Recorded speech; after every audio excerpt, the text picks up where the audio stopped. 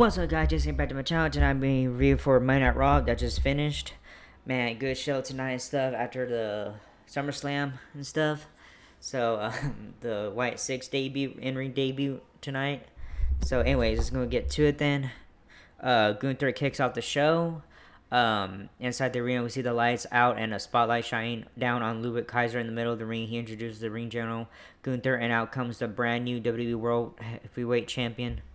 Um, Oh shit, sorry. Gunther gets booed at first, but then allowed. "You deserve it" chant breaks out as the 2024 King of the Ring and reigning World Heavyweight Champion scans the packed house in Baltimore left to right. He begins on the mic. "My name's Gunther. I am the Ring General."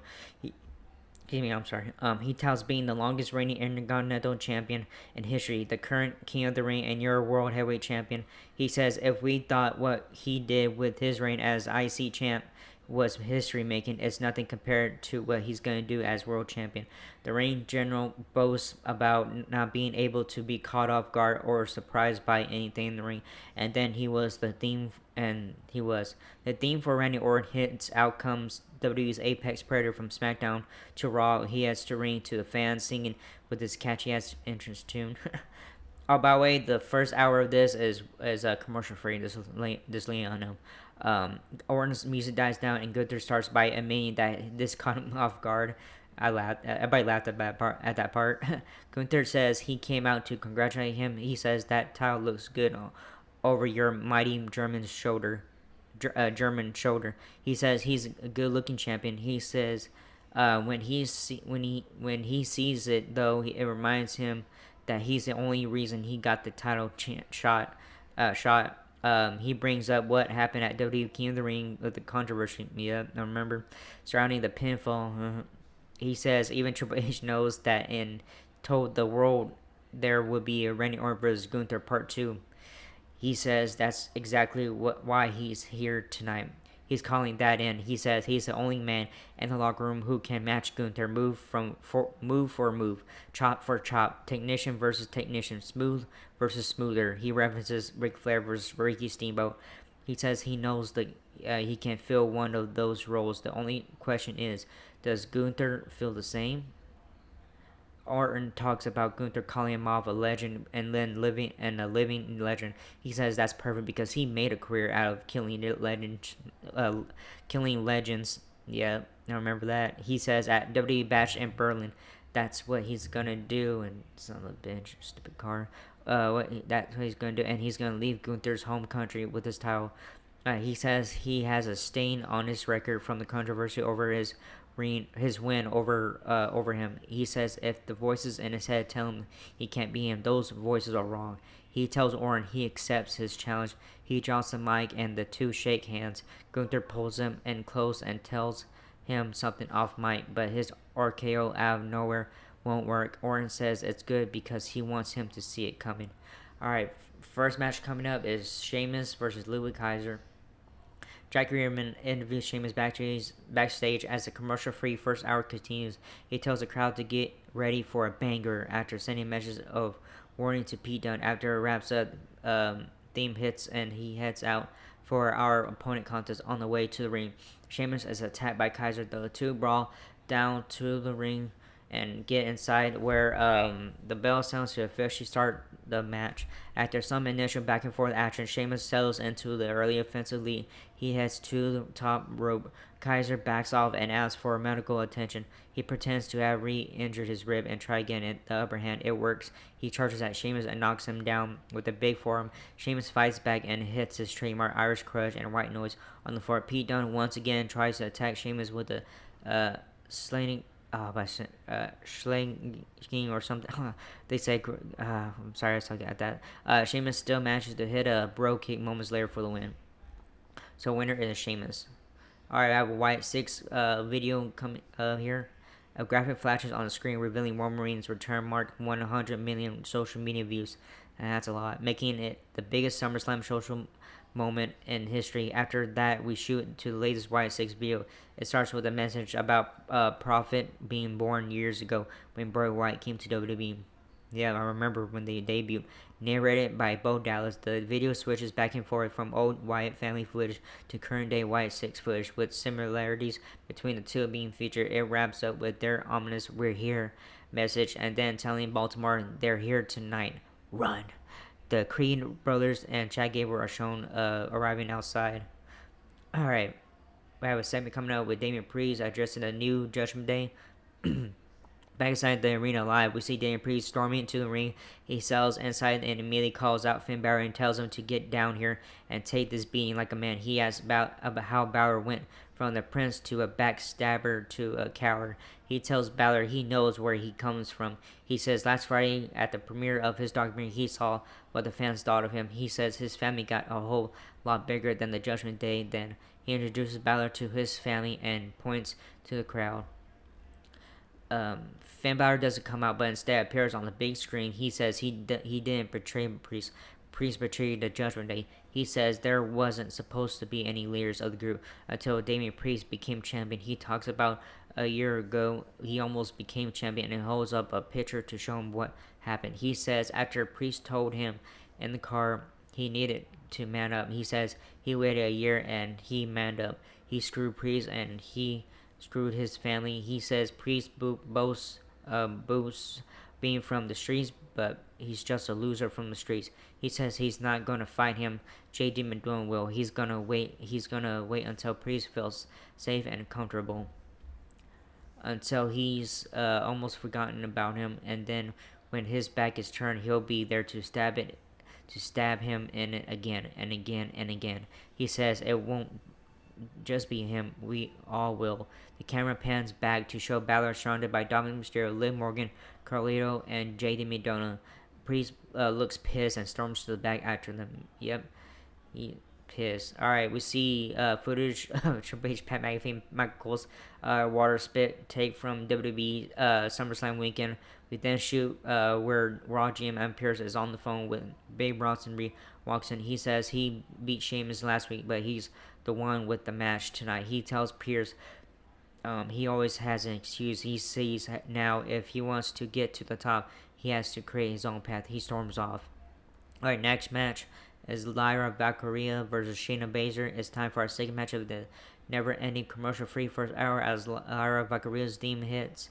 Out she comes for singles action. She sells inside the square circle. Shayna Baszler comes out accompanied by Sonya Deville and Zoe Stark as her opponent. The bell sounds and off we go. Baszler focuses on the arm of Valkyria early on. She controls the action for the first few moments, and then Deville and Stark hit the ring to attack Valkyria. Just as she is taking over the bell is called and the match is thrown out. Damage Control runs down and hits the ring to a brawl with Deville, Stark, and Baszler, sending them retreating to the back. After that, we see matches from the final testament to the New Day and CM Punk is shown backstage getting ready for the next segment. Finally, we head to our first commercial break of the evening. So winner and via disqualification, Live Valkyria.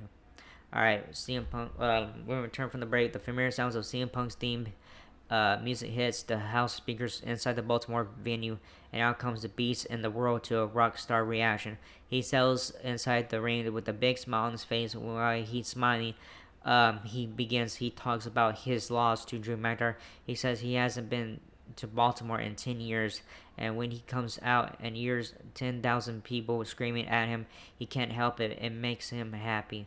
Losing doesn't. A lot of people in the crowd love him because every time he gets knocked down, he gets back up. There are people who hate him in the company because he won't stay down. When he says SummerSlam wasn't a guarantee, he was hurt in January. Just when he came back and had that momental return, he was told 9 months. Punk is proud of himself for one of the first times in his life. They said 9 months, he did it in 5. There's a big bad man in Drew McIntyre who hurt him. That happened still. He gloated about it and prayed for it. He put him on a shirt and told lies about Punk. Why is he happy? He lost to Drew McIntyre. Punk is back. SummerSlam will start. People's roads to WrestleMania usually start in January. At the Royal Rumble, Punk started on Saturday. Punk has worked from the bottom and worked his way all the way to the top. Where would he be if it wasn't for the fans? Where would he be if he stayed down the last time he lost a championship? Punk's summer of hate didn't start the way he predicted, but it's still summer. Punk says this packed house of beautiful people deserves less Punk talking and more Punk fighting. Punk wants round two with McIntyre. McIntyre said he would put him in the ground, but he's still standing.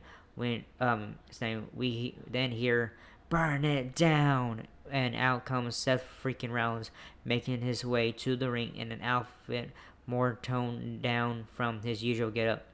Rollins doesn't get in the ring and looks at Punk from the ringside. Rollins takes his jacket off and looks ready to fight. The crowd continues to sing Rollins' theme. Rollins takes a microphone out of his back pocket and says, "You're in a good mood." Well, so am I, because after 10 long years, it is finally time for me to put you in the dirt. Rollins goes to get in the ring, but Punk stands in his way. Rollins asks if he's going to let him in the ring Punk says he didn't dress like a cowboy like Rollins, but he'll be his Huckleberry. Punk prepares to fight. Drew McIntyre shouts at them from the crowd. McIntyre asks, "What is with all the negativity tonight?" Negativity tonight is a night of celebration. Everyone is talking about the biggest match at SummerSlam when McIntyre defeated Punk and Seth freaking Rollins. Counted 1, 2, 3. McIntyre tells Punk to pay attention because he's going to talk about Punk's favorite subject. Punk shocked the world on Saturday and showed he's still got it. Punk is no longer the best in the world. McIntyre is. Punk and Rollins haven't taken their eyes off each other.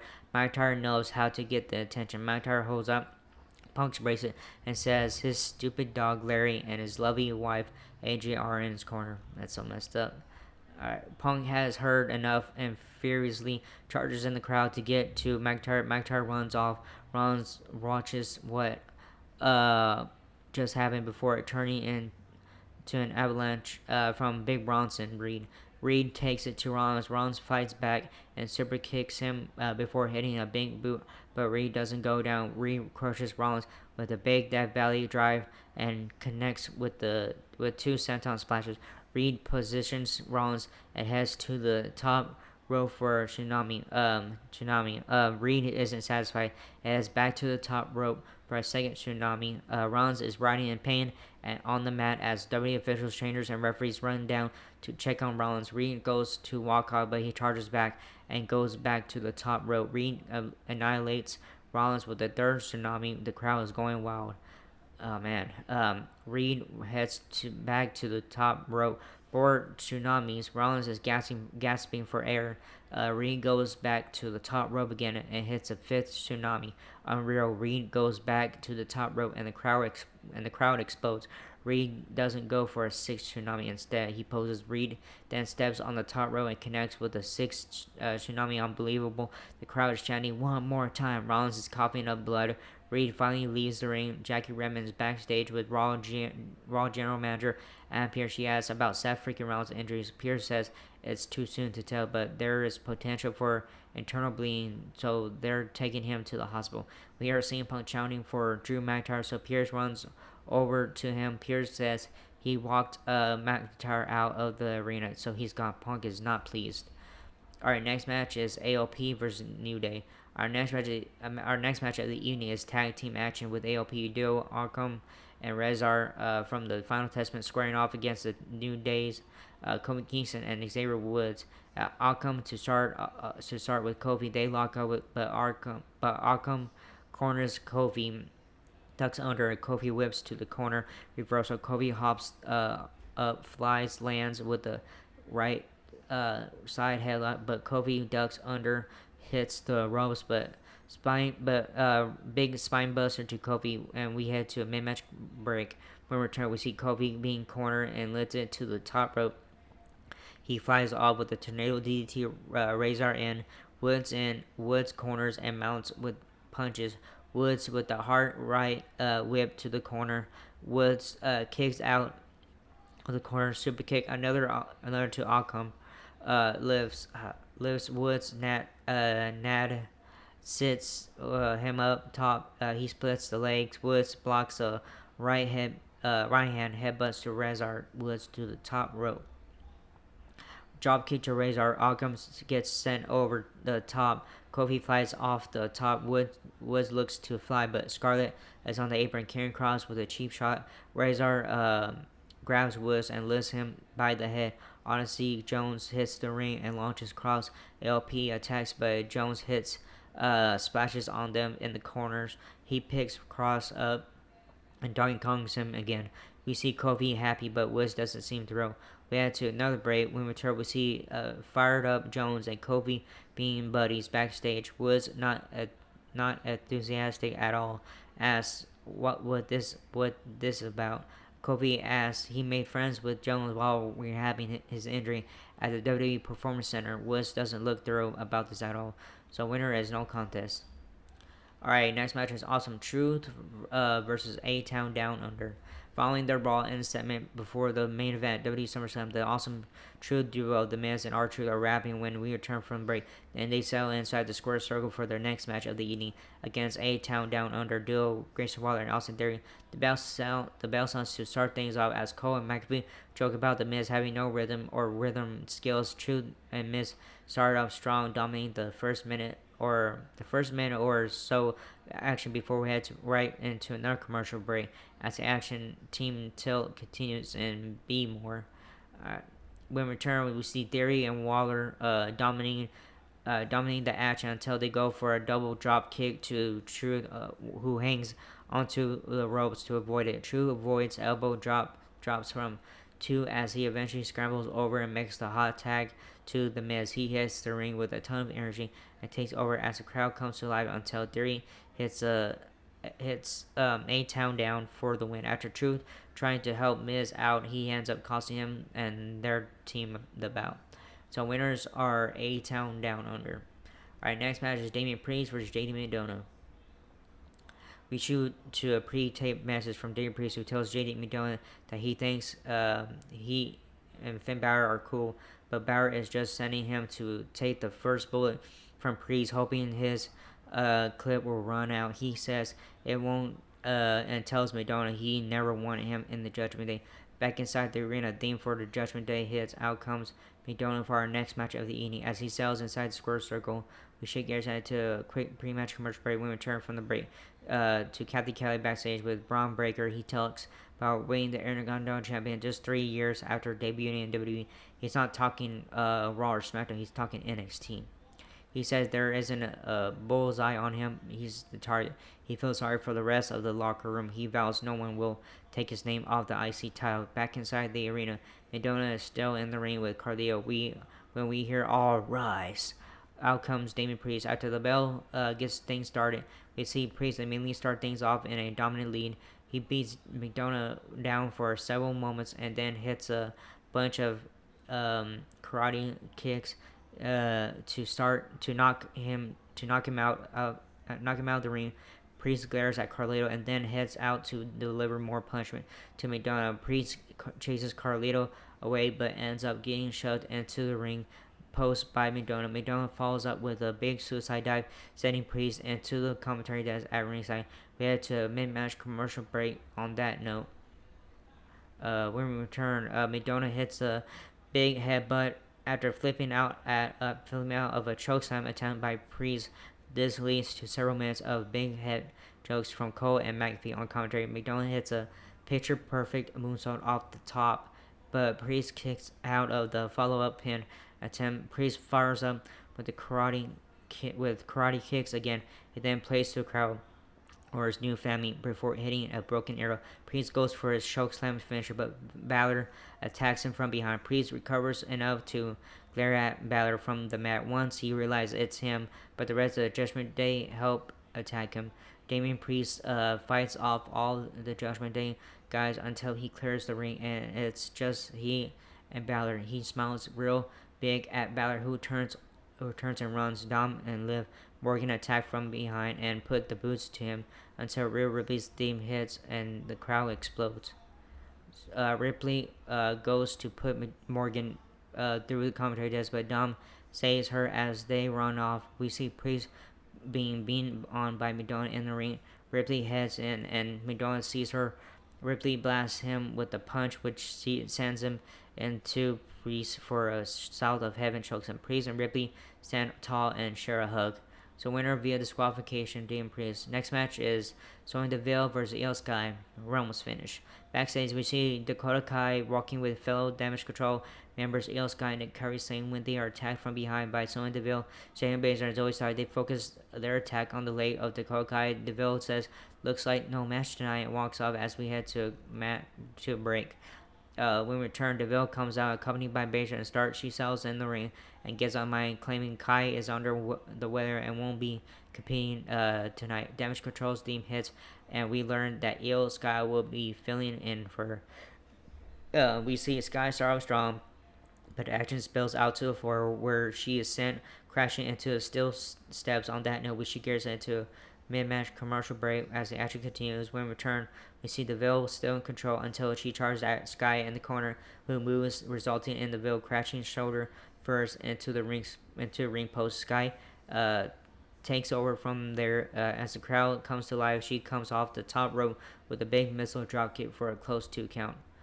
A loud, "This is boring" chant breaks out from there as Deville starts to take back over control of the event. Sky hits the bullet train attack, running knees onto a slumped Deville in the corner. Deville fights back and looks for Deville's advocate, but Deville avoids it. Sky and Sane head to the top on the same turnbuckle and dive onto different spots on the floor. Io rolls Sonya back into the ring and positions her before heading back to the top rope, where she connects with over the moonsault for the pinfall victory. So winner is Io Sky. Alright, backstage, Sami Zayn, main event, Jey Uso backstage. Alright, Io Dragunov is giving comforting words to Sami Zayn. Backstage, Zayn thanks him and tells him he'll make a good champion someday. Main event, Jey Uso comes in and does the same. Zayn pretends to be down in the dumps, but reveals he's got a rematch for the IC title next week. Uso says when he does that they got unfinished business with the Judgment Day, and then he'll be a double champ. They do their fancy handshake to end the brief backstage segment. That was a good one. Alright, main event time finally. The Y6 versus American Made. Main event time. At the latest Y6 video airs, this time focusing on Joe Gacy rocking back and forth in an insane asylum looking room. When it wraps up, we see Chad Gable and the Creek brothers walking and talking as they head to the gorilla position. Gable calls them his new family. They sell inside the ring, and we shake gears and head to a quick pre-match commercial break. The Y6 makes their Raw in-ring debut. When we return, turn, blah, blah, blah. Alright, they're talking about matches after that for next week. From there, the anonymous single piano note for the Y6 hits. As the lights in the corner building go out, we see a rocking chair with a lantern sitting on the top of the entrance area. Bray Wyatt's theme music hits, and accompanied by Uncle Howdy and Sister Abigail and Nikki Cross comes the trio of Joe Gacy, Dexter Lumis, and Eric Rowan. All 6 guys brawl wildly as Uncle Howdy and Nikki Cross look on from ringside. Lumis starts things off when the smoke clears and the match actually begins. Gacy tags in and does Wyatt's lean back spot while holding onto the ropes in the corner. We head to a mid-match commercial break. As we settle back in from the break, we see American Made trio in the offensive lead until Gacy hits a double clothesline to take out both Creed brothers. Uncle Howdy is shown enjoying this in his rocking chair at ringside. Rowan tags in, and the only original Wyatt family member of the group clears house of all 3. The Creed brothers double team Gacy on the floor, so Loomis hits a wild butt drop from the top row to the floor to take them both out. Back in the ring, Gable hits a big suplex to Rowan for a close 2 count. Fans chant, "You suck," at Gable, who sees Loomis and Gacy crawl up and glare at him, peeking above the apron. Gacy slams both Creed brothers on the announce table, and Gable, mesmerized by all of this on the floor, doesn't see Rowan recovering and standing up behind him. Gable turns and Rowan takes him out. Gacy and Loomis hit double team spots, and then Loomis heads to the top for an assistant splash for the win. Good main event, good debut for the Y6. they all pose in front of the lantern in the ring as this week's show goes out there and stuff. So yeah, good show tonight and good debut and all that stuff. So yeah, that was a good main event. So yeah, that was good. Anyways, good show tonight after SummerSlam. I'm happy the Wyatt 6 debut finally. I wish it would have been at SummerSlam. I don't know why they didn't do that, but anyways, that was it for this video. Hope you like it. Hit that bell button, leave a comment, or like, subscribe, hit that bell button, leave a comment, whatever you guys want to do. I don't care. That was it. I'll see you guys in the next video. Laters.